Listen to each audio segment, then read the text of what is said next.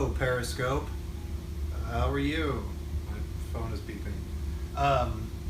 The new iMacs just got announced today, and they ship with this pretty sweet keyboard from Apple, which is brand new, and this pretty sweet mouse from Apple, which is brand new.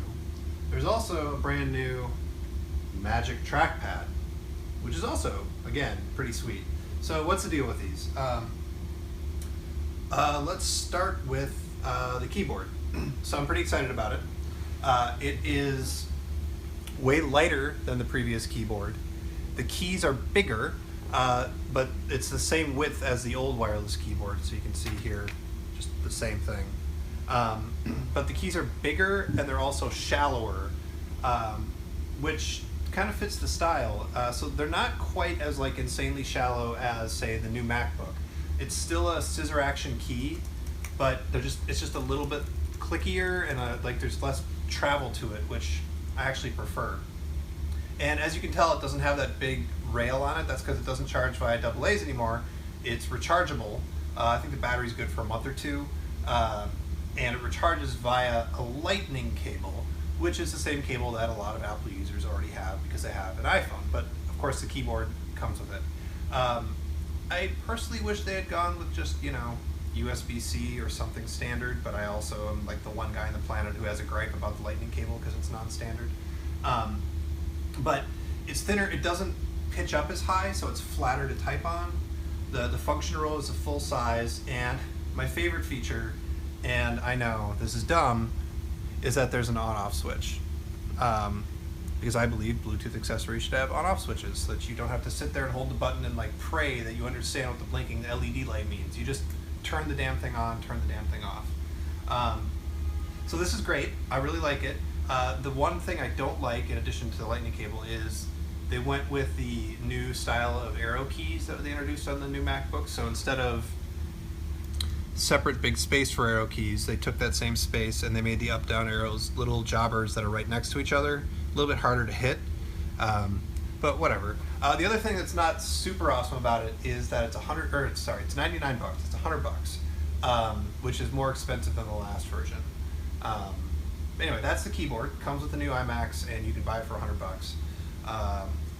And then the mouse also recharges via lightning cable. They messed around with the plastic on the bottom here, so it glides around the desk a little bit better.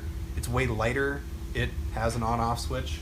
But all of these devices, you plug it in for like 2 minutes and you get about a day's worth of charge. Same applies to the mouse, and it's good that it charges that fast because the lightning cable on the mouse plugs into the bottom, so you can't use it when it's plugged in. Otherwise, it's just an Apple mouse. It's not Force Touch, it's nothing fancy, it's still touch sensitive, whole deal.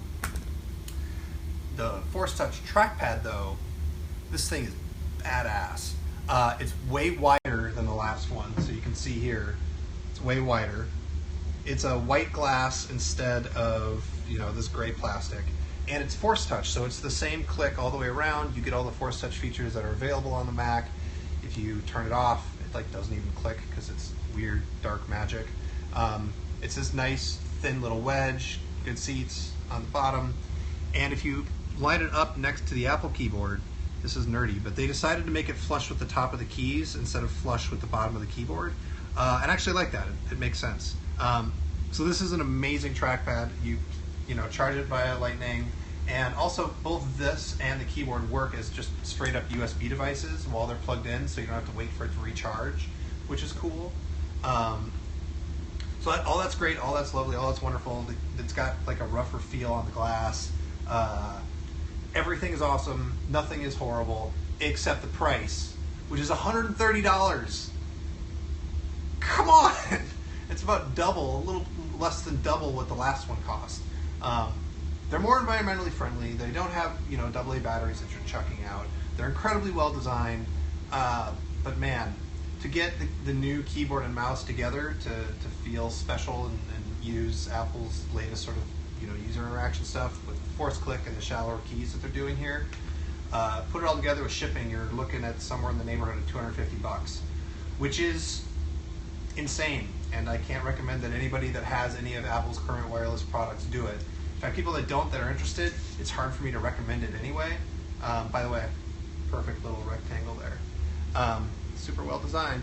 But I don't know, if you got money to blow, or you don't want to wait for the prices to eventually come down, which I have to assume they will in a year or two, they're cool. I bought them because I've been using the new MacBook for a while. I just switched back to my iPad or iMac or MacBook Air, and the keyboard. I got so used to the insanely thin keyboard on the new MacBook that I wanted to go to a thinner, keyboard at my desktop. So. Why do you think that these keyboards aren't like backlit? I'm sure this is backlit. Yes, this is it's totally backlit. It has to be. I actually don't know. I don't think it's backlit. Yeah, it's not backlit. Well, I mean, it's a wireless keyboard. You're designed to use it in an office. I can't say that I wish it were. Well, they should have backlit it. You're right. That's a fair point, especially for $100. You're right. My mind is blown. I haven't played with it for too much. What else? Any more questions, guys? I mean, listen to that. And then compare it to this. It doesn't mean anything to you on Periscope, but to me, this is way clickier. Do these accessories work with an iPad? I haven't tried it with an iPad yet, but the last ones did. They're just Bluetooth, so they should just work. Oh, one thing I forgot to mention. On a Mac, when you plug these in via USB, they automatically pair the Bluetooth, so you don't have to go through that setup process. As soon as you plug it into a Mac, it's just bam, paired, which is super awesome. Although, if you are like me, if you're sharing keyboards or you want to use it over USB wired, you got to make sure that you turn that auto pairing feature off, because they will just repair to whatever the most recent Mac is that they've plugged into. So if someone sneaks up and plugs their Mac into your keyboard, it'll pair to their Mac. So you got to be aware of that. But for most people, the idea that you just plug it in over USB and bam, it's paired and you're done is pretty great. Do they have a version that's got a number pad? No. Apple seems to not be fans of number pads. You can buy Bluetooth number pads that are Apple-esque, that are okay. But yeah, they have not made a number pad enabled wireless keyboard either ever, or if they did, it was a long time ago, and they it lasted a week and they sold it in a random zone. I can't remember, but yeah, there's no number pad version. I'm sorry. Yeah, I think that's about all I have to say about these things. We'll probably say a little bit more when we fully review the iMac, so stay tuned for that.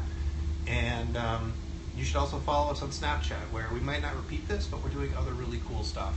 On Snapchat, we are called The Real Verge, so check us out.